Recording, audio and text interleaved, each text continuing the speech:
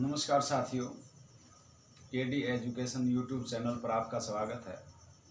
हमने संज्ञा, सर्वनाम, लिंग के बारे में वीडियो बनाई हैं जो आप यूट्यूब चैनल पर जा कर के देख सकते हैं।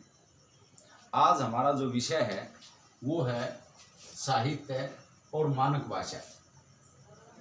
मैं आपको बताना चाहूँगा कि साहित्य क्या होता है और मानक भाषाएं क्या होती हैं। आइए शुरू करते हैं। साहित्य, भाषा द्वारा हम ज्ञान की प्राप्ति कर सकते हैं, यानी भाषा ही वो साधन है जिसके द्वारा हम ज्ञान की प्राप्ति कर सकते हैं। भाषा चाहे कोई भी हो, जब हमने ज्ञान प्राप्त करना है तो भाषा का सहारा लेना पड़ता है, साहित्य को पढ़ना पड़ता है। साहित्य ज्ञान का भंडार है और जो साहित्य है वही ज्ञान का भंडार है। विज्ञान, नृत्य, कविता, संगीत, इतिहास, भूगोल, कहानी, उपन्यास आदि विषय ज्ञान का भंडार हैं और इन सभी के संचित कोश को ही साहित्य कहते हैं।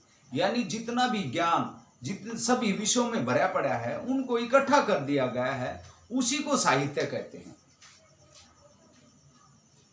साहित्य का जो अर्थ है वो मानव कल्याण के लिए कार्य करना है। एक बार फिर बताना चाहूंगा मैं आपको, साहित्य क्या होता है। भाषा द्वारा ज्ञान की प्राप्ति होती है। साहित्य ज्ञान का भंडार है। विज्ञान, नृत्य, कविता, संगीत, इतिहास, भूगोल, कहानी, उपन्यास आदि विषय में जो है ज्ञान का भंडार है। इन सभी का संचित जो कोश है, यानी जो इकट्ठा किया गया ज्ञान है, वही साहित्य है। साहित्य का अर्थ मानव का कल्याण, मानव के कल्याण के लिए कार्य करना है। यानी साहित्य वो होता है जिसमें मानव कल्याण के लिए कार्य किया जाता है। इससे आगे आती है मानक भाषा। मानक भाषा किसे कहते हैं? भाषा के विकास के साथ साथ कभी कभी वर्णों के लिखने के ढंग में परिवर्तन होने लगता है और एक ही वर्ण को दो प्रकार से लिखा जाने लगता है। इन वर्णों का एक निश्चित रूप बनाए रखने के लिए शिक्षाविदों ने भाषा के जिस रूप को स्वीकार किया है वही मानक भाषा है। यानी मैं आपको बताना चाहूंगा, भाषा के अंदर, जब मानक भाषा के अंदर जैसे जैसे भाषा का विकास होता है और वर्णों का जो लिखने का ढंग है उसमें परिवर्तन होता रहता है और एक ही वर्ण दो ढंग से, दो प्रकार से लिखा जाने लगता है और जो शिक्षाविद हैं उनके द्वारा उन वर्णों का एक ही ढंग रहे, एक ही प्रकार से लिखे जाएं, जिसको शिक्षाविद स्वीकार करते हैं, उसी को मानक भाषा कहते हैं। अब मैं आपको कुछ वर्ण और कुछ अक्षर ऐसे बताना चाहूंगा जो पहले लिखे जाते हैं और अब लिखे जाते हैं। जैसे ये है ए, ख, झ, अण, ढ, ल, छ, स, गे, भ।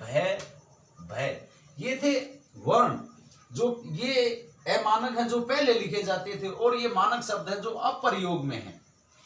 इसी तरह से कुछ अक्षर हैं, शब्द हैं, उनको मैं बताना चाहूंगा। ये अमानक शब्द है, ये मानक शब्द है।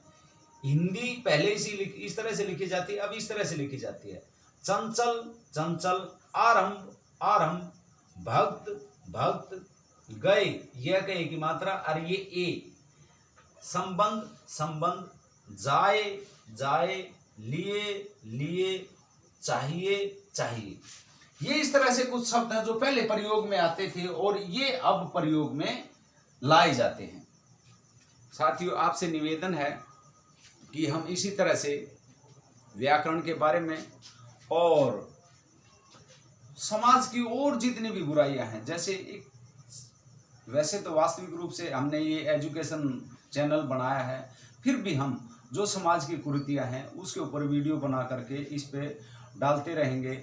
जैसे एक छात्र है, इससे आगे मैं एक वीडियो बनाऊंगा जिसके भी बच्चे, प्राइमरी स्तर के बच्चे जो शिक्षा में कमजोर हैं, उनके बारे में अध्ययन करके मैं एक वीडियो बनाऊंगा और मैं पूरा, मुझे यकीन है और मैं आपको विश्वास दिलाता हूं कि वो वीडियो, आने वाली वीडियो देखने के बाद अगर आप उसको अपने जीवन में अप्लाई करेंगे, अपने जीवन में उसको उतारेंगे, तो आपके बच्चे पढ़ाई में कमज़ोर नहीं रहेंगे। अतः आपसे निवेदन है कि हमारे केडी एजुकेशन चैनल को लाइक, शेयर और सब्सक्राइब करने का कष्ट करें। धन्यवाद जी।